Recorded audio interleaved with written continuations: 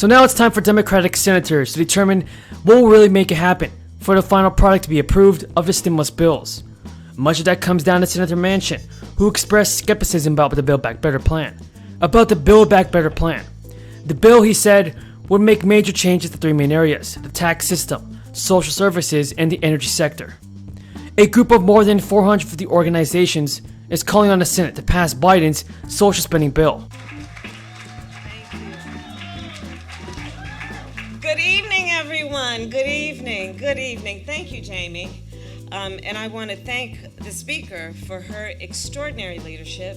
As you all know, she has been fighting the good fight as the Speaker, as a historic Speaker, and every day she's been there up until today. And I also want to, as a point of personal privilege, thank her for mentioning Steph Curry. As a daughter of Oakland, I particularly appreciate that among her many roles of leadership, to acknowledge him. Jamie, thank you again for your kind words and for your leadership as our party chair. The DNC is probably, for our administration, one of the many important partners that we have. And the support that you all give to the DNC is the support of partners with the agenda that we all care about.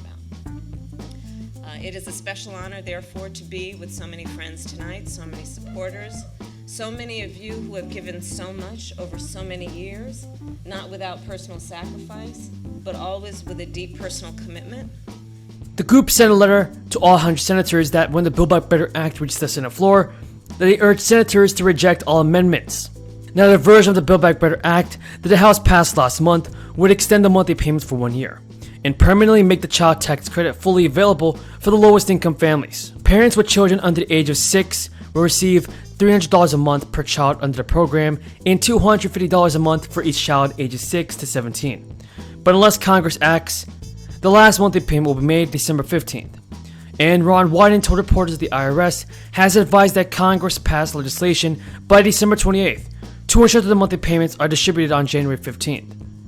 Now, the group of organizations wrote that approving the Build Back Better Act will provide a historic opportunity to lessen childhood poverty. They also said the bill makes the most significant investments in climate and environmental justice. Senate Democrats are looking to pass the spending package through budget reconciliation, which would bucket potential Republican filibuster by only requiring a simple majority vote for passage. Folks, who is holding back our stimulus checks? Tell me who you think is holding back our stimulus checks, folks, in the comments below. Began sending out 169 million payments for the third stimulus checks. That's after Democrats passed the American Rescue Plan. The direct payment to taxpayers was up to $1,400 to every person that was eligible for the checks. The IRS automatically sent out payments based on the information they received on the taxpayers, either through the online portal or for non-filers. Now, the American Rescue Plan included a raft of tax provisions to help struggling households across the country. Most prominently was the third stimulus check, this time for $1,400, but other measures specifically targeted households with children and dependents, including the 2021 child tax credits. Now, taxpayers who haven't filed a tax return in the previous 3 years or failed to provide their information through the non-filer online portal were left out of all three economic impact payments. Another group that is specifically missing a third stimulus check of families that welcome the new member of their households. Thank you again for your support, everybody.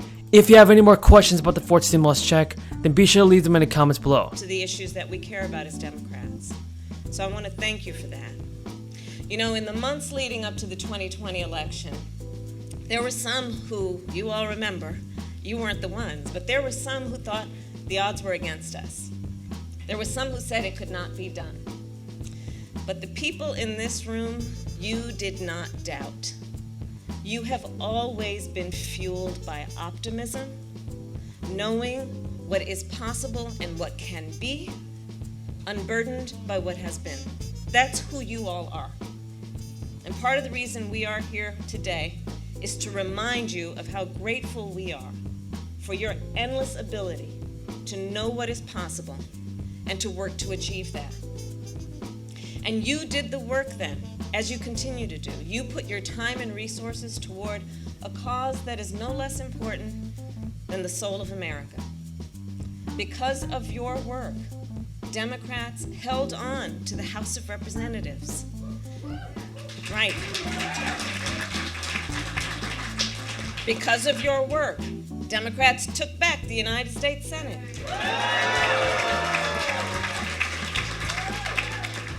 And on Inauguration Day, among the many joys that I experienced, first of all, watching the president be sworn in, and then, of course, being sworn in myself, was getting to swear in Senators Raphael Warnock and Jon Ossoff.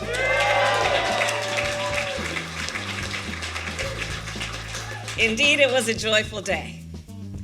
And finally, friends, because of your hard work, 1600 Pennsylvania Avenue is now the residence of President Joe Biden and First Lady Jill Biden, Dr. Jill Biden.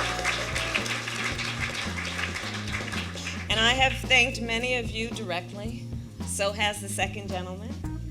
And I wanted to say that gathered here in person, I feel very thankful for being around so many extraordinary supporters. In a minute, the president will talk about the progress that we have made over the past year. But before we welcome him, I want to touch on the work that is ahead, both for our party and for our country, and most importantly, for our country. As the historic laws that the president has signed are being implemented, they are transforming lives. You know, I met with a group of folks earlier today, and they said, what are you particularly proud of in terms of what you all have done over the course of this last year? And I have a long list, which I will not share with you at this moment, but I'll share with you one of those things. That we, because of the child tax credit, think about this for a moment, just really think about this. Because of the child tax credit, as of now, we have, as in past tense, lifted 40% of America's children out of poverty.